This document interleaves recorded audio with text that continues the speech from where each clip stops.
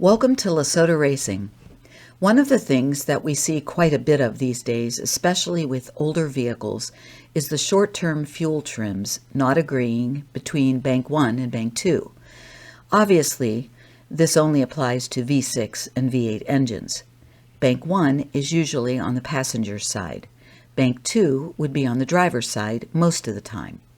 It's a good idea to check this before you send us a data log, because if we see the disagreement, we will just have you fix the car and then redo the data log. Sometimes trying to find the solution is very maddening. Bank 1 and Bank 2 short-term fuel trims must agree within about 5 points. If you also should data log oxygen sensor voltage, they should also be in rough agreement. Sometimes the only thing you would have to look at would be the oxygen sensor voltage, because the short-term fuel trims may not even be registering. If the short-term fuel trims are stuck at 1.0, then you know they're not working. On a tuned vehicle, this usually means the mass air transfer function needs a major change. We can often do that based on the oxygen sensor voltage, but this would only be a rough way to do it. On short-term fuel trims, we are looking for anything between 0.95 and 1.05, and usually the oxygen sensor voltage is somewhere around 0.4. Keep in mind these are not going to be static numbers. The oxygen sensors work by switching, which means that you're going to be seeing for both the short-term fuel trims and the oxygen sensor voltage is quickly changing numbers. You have to look at these numbers to get an idea if you're in the ballpark. If your mass air transfer function is way off, we might suggest that we will force open loop all the time and get it in the ballpark using your wideband. Obviously, you have to have a wideband to do this. Getting back to the Bank 1 and Bank 2 short-term fuel trim differences. This could be caused by an exhaust leak ahead of the O2 sensors, a vacuum leak on one side, a bad spark plug or other ignition component, a bad injector, bad O2 sensor wiring, cams installed wrong bank to bank, or a few more things. The bad injector could be really bad because you will destroy one cylinder. It could not be firing or stuck open. Either is bad.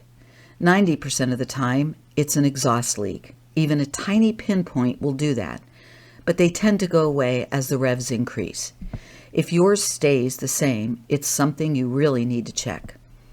Check for exhaust leaks, have it smoke tested for vacuum leaks, check the plugs to make sure none are cracked, check ignition components. For injectors, record fuel trims for Bank 1 and 2, then swap injectors side to side. Record fuel trims again. If the fuel trims follow the swap, you have a bad injector and should get them flow tested or replaced. Usually the last thing you want to check are the cams, seeing as how that's a lot of work, but we see several of these a year where that's happened. Fords do not have adjustable fueling bank to bank in the tune, so it has to be a mechanical issue. We're going to run a few data logs and let you see what it looks like. We are using LiveLink 6.5 for this demonstration because it's less cluttered than the current version of LiveLink Gen 2, but it's all the same data.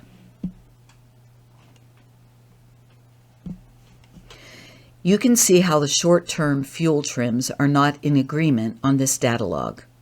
If you see this, you know something's up and you have to work on the vehicle a little bit more to get ready for the tuning process. The previous file showed a disagreement and idle. Here's one that shows a disagreement at higher RPMs. In this case, we look at things like ignition components, fuel injectors, cams out of phase, or even a bad or lazy oxygen sensor. A lazy oxygen sensor would be one where the heater circuit is not functioning properly or there is some other problem with it. To function properly, an oxygen sensor has to be hot. Once the exhaust heats up, that's not a problem. But prior to that, they use onboard heaters to get them hot. Some vehicles use a separate grounding wire for the engine sensor, for the oxygen sensor heaters. Most often, it's connected to the back of the head. You might check that out. Make sure you have a good, solid connection.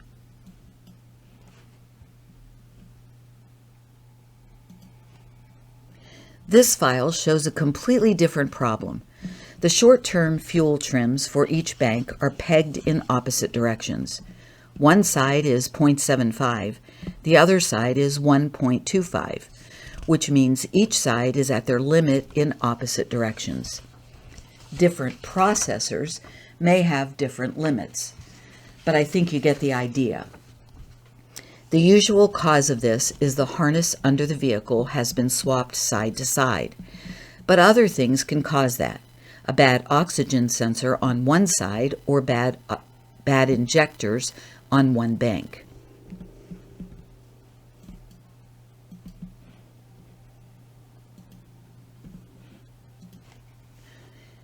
Here is what a file should look like, with everything in agreement. See how the short-term fuel trims and the oxygen sensor voltage are quickly switching and within acceptable range?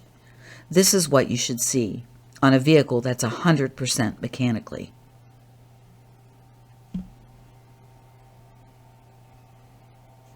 Keep in mind, these are issues that cannot be tuned around.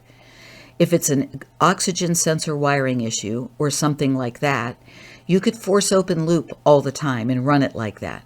But this will kill fuel mileage, and it's absolutely not recommended. Tuning a car should be an easy process, and it should go quickly if all systems are 100%. Thanks for watching.